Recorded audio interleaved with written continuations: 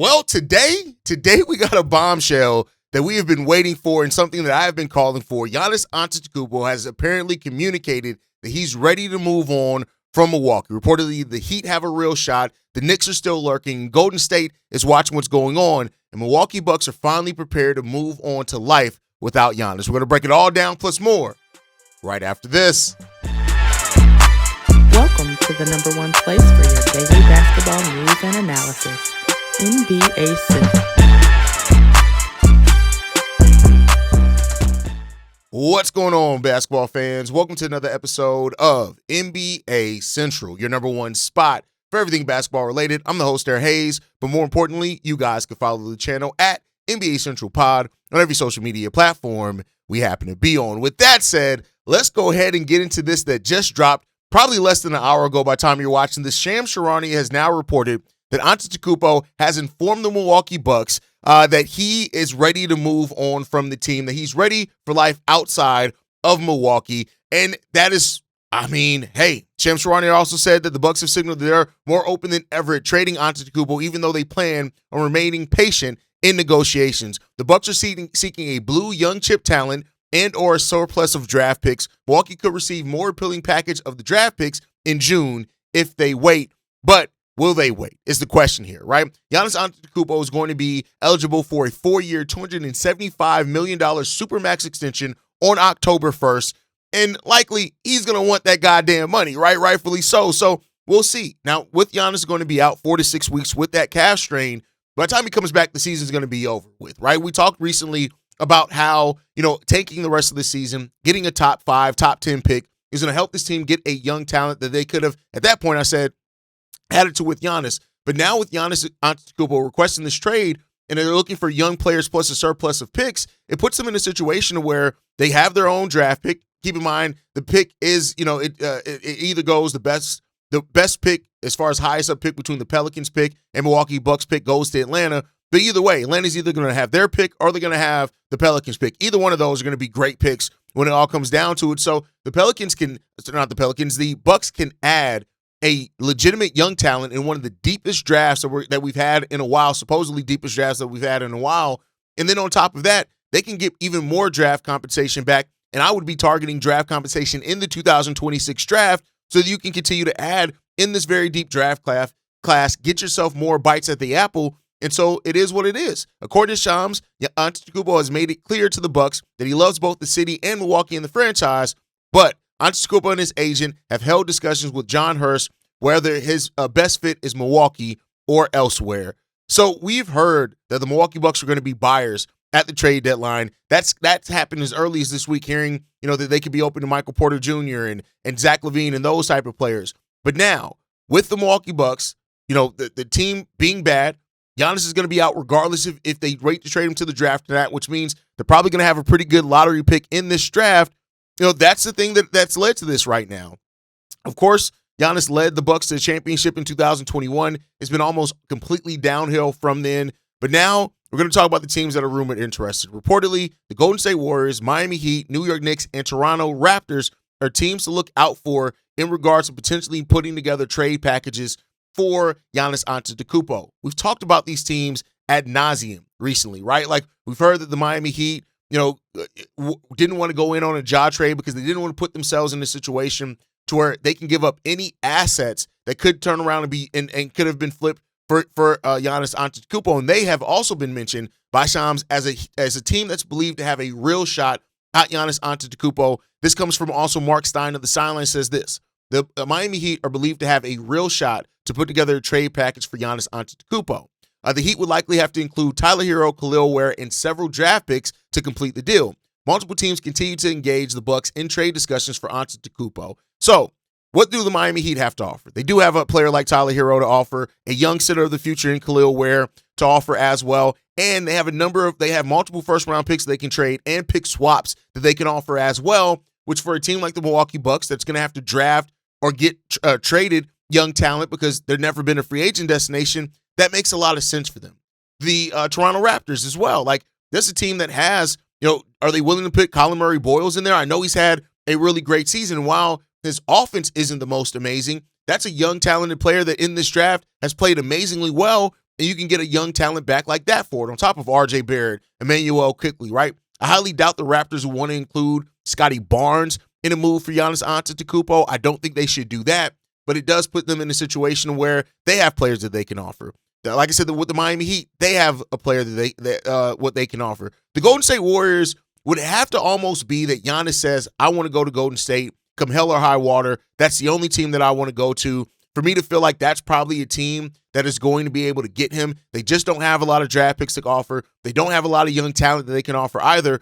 Of course, they can offer Jonathan Kuminga, but I don't think that that's the caliber of young talent that they would be looking for, especially when the pick compensation and young talent can be better from other teams. So that's the case in this. The New York Knicks, it really depends on how they view Karl Anthony Towns, man.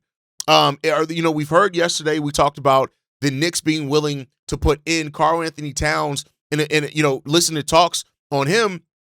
But is that enough? Like, do the Bucks look at that and say, Karl Anthony Towns already close to 30, if not already above 30? Is that enough runway for us where we feel like that makes sense for us to move Giannis in that? They don't have a lot of draft picks to offer either in a case like that. So I think that may count them out in that type of move. But again, I've learned to never say never in regards to NBA teams because you never know how motivations are going to happen. But right now, man, the fact that this is happening, that all of this is coming down as things stand right now, this really says a lot about what the trade deadline. I've said on the last couple of episodes, I've said a lot in regards to how Giannis officially requesting a trade or the Milwaukee Bucks deciding to go ahead and trade him could really turn into, it could blow up this whole entire trade deadline. And so that's the question that you have to ask here. That's the thing that we're all looking for now is how does this now shift the trade deadline? We've heard that a lot of teams and a lot of movements, a lot of deals were on hold, waiting to see if this exact thing was going to happen. It has now come down. It's happened. Giannis is ready for a new home. That's the direct quote from Shams Charania. And so with the Miami Heat, the Golden State Warriors, the Toronto Raptors, the New York Knicks being all teams that are going to make those calls into it, hey, right now the center of attention and the center of the NBA trade deadline all revolves around Giannis Antetokounmpo. How does this get done? That's the thing that we're going to have to see. We're going to have to see how that shakes out. But let me know what you guys think down below. Now that Giannis has basically officially made it known that he's ready to move on from Milwaukee, how quick do you think this trade realistically gets done? Which team do you think has the inside edge on making a move for Giannis Antetokounmpo, considering they want a young stud and they want draft compensation, a combination of both those things? Let me know what you guys think on that down below. Does it wait till the draft, which is still rumored, where they'll know exactly where these draft picks are going to sit? You also avoid Giannis going to a team now, kind of helping them with, he's going to be out the majority of the rest of the season, so maybe you're not too much worried about that. But there's a lot of things still up in air in regards to this, and I guess we're going to see how it happens, right? With that said, the Pelicans, who have been a back-and-forth team all season long on exactly what the fuck they're doing, right?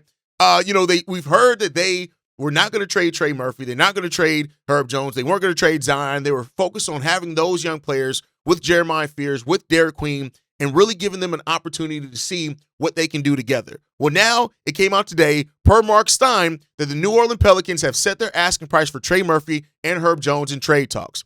The Pelicans are reportedly seeking a Desmond Bane-like package for Murphy or Jones. And keep in mind, Desmond Bane was traded to the Orlando Magic from the Memphis Grizzlies for 4 future first-round picks in addition to matching salary. So, with that said, the Pelicans have now set the asking price extremely high for Trey Murphy and Herb Jones, and we'll see that, right? Now, the Pelicans are reportedly, according to Mark Stein as well, are telling teams that they don't intend to move either unless they are completely blown away with an offer, and they are let rival teams know that Zion Williamson and rookie Derek Queen and Jeremiah Fears are completely off the table. So still keeping that mostly of what we've heard before as far as players being off the table, but now being open to moving Trey and Herb if they get a Desmond Bane-like package back. The question becomes about, is any team willing to offer that, especially with the Giannis Antetokounmpo on the trade market? We'll see, right? But the Pelicans are right to set their asking price high. Trey Murphy III is an absolute scorer in this league. I think he has more two-way ability than what his defensive rating will tell you as well. I think you put him on the right situation, the right team. I think he continues to evolve as a scorer. I would not be surprised at all if Trey Murphy ends up one day a top 10, top 12 scorer in this league. I think that he has that type of ability. He continues to grow in the scoring game, on ball, off ball, all those type of things. And all that without playing with an actual distributing point guard. You put him with one of those point guards, I think Trey Murphy's going to have an amazing season. As far as Herb Jones, I've said this multiple times before. Herb is the type of player that really fits in on just about any system. He fits in just about any system. There's not a single team that with his defensive ability, his ability to guard multiple positions, that he really doesn't fit in with. But we'll see what happens there. But now the Pelicans kind of backtracking off what they said a little while ago as far as not being interested in moving those players, at least on Herb Jones and Trey Murphy. The Pelicans also could make this trade deadline even more interesting as well with those players now being out there. Also reportedly, the Washington Wizards are looking to sign Walker Kessler this offseason, but the Jazz do remain confident they will be able to re-sign him. This is also from Mark Stein. Keep in mind, Walker Kessler is out for the remainder of the season. He had shoulder surgery. It's this type of surgery that you make 100% recovery from 99% of people, so there's not really any question about that. But reportedly, the Wizards are looking to make a run at Walker Kessler to pair him with Alex Sarr, who's having a solid season for this team as well. So, listen, the Washington Wizards are such an interesting team. Trey Johnson, they got Trae Young down there as well. They got some young pieces, Bub Carrington. They have pieces that you really look at and say, these guys, if with the right moves and the right patience and right development, a lot of these guys on this team can end up being there when the Washington Wizards start turning into a playing team, then playoff team, and start increasing, and that's really what you want to see. So if they are now looking at pivoting towards Walker Kessler, I mean, hey, it makes a lot of sense for him. Walker Kessler is a guy that I really like. I think he can help teams. I also think he's been on a team that's been trying to tank. I think he has more offensive bag than what we've seen from him in Utah. So the Washington Wizards being interested in Walker Kessler, that just makes sense. That's good business. Let's see if it gets done, though. Let's see if it gets done. With that said, the last one, and probably the most underwhelming news, Jeremy Sochan has received permission to explore trades from the San Antonio Spurs. This also comes from Mark Stein. Sohan is just an interesting player, right? Like, had the experiment of him at point guard when Pop was just doing shit, trying to figure things out before they really found their direction. And Jeremy Sochan now is just a player that, whether it be because of the situation, how the Spurs have drafted, the skill set that they have, changes of coaching, it just now left it in a place where Jeremy Sochan really just doesn't fit that team. On top of injuries and things like that, he just doesn't seem to fit in anymore. He's still a 22-year-old player that while he hasn't started a single game this season, he's had averages of 11.4, 11.6, 11 points his rookie year. There's a solid player in Jeremy Sochan. I do think he's also an active defender, not great defensively, but he does try to get active. Those are the things that you look at with him. Could he still turn into a modern kind of point forward type player at 6'8", 230? Maybe, right? There's always a chance of that, and that's what a team would be betting on, but it's clear that he no longer fits. After being a top 10 pick for the San Antonio Spurs, he just doesn't fit that team anymore. And so, and it happens sometimes. You got to move on. You got to notice it. And Jeremy Sochan very well could have a chance and an opportunity to rediscover his career and still find that in another spot. So he's going to go out, find trades. It probably wouldn't take a lot to trade for him either. I wouldn't be surprised if one of these young teams that are developing, that development is kind of their fault. Hell, I wouldn't be surprised if the Utah Jazz come sniffing around to Jeremy Sochan, right? Like that type of thing. So I think that there's going to be a taker. Eventually, it'll probably be worked out. He's just traded for a couple of seconds or something like that. But Jeremy Sochan requested permission and received it to go out on the trade market and find a trade for himself. We'll see if he's successful in doing that. But with that said, y'all, that's it, man. If Giannis Antetokounmpo is really ready to leave, it changes a lot in the NBA. So you got to ask yourself, where does Giannis land? Does Miami finally pull the trigger? Do the Knicks find a way to get him there? Or does the sleeper team pull in there and trade for Giannis that nobody expects? I want to hear your takes on that, as everything down below. Make sure you guys are following us at NBA Central Pod. You can send us any feedback, questions, comments, concerns, NBA Central Show at gmail.com. And then lastly, if you want to leave a text message and our voicemail for the mailbag, the number to do so, 773-270-2799. We're the number one spot for everything basketball related. And I'll catch you guys the next time I feel like making a video. Probably tomorrow. Peace, y'all. This has been a presentation of the Breaks Media.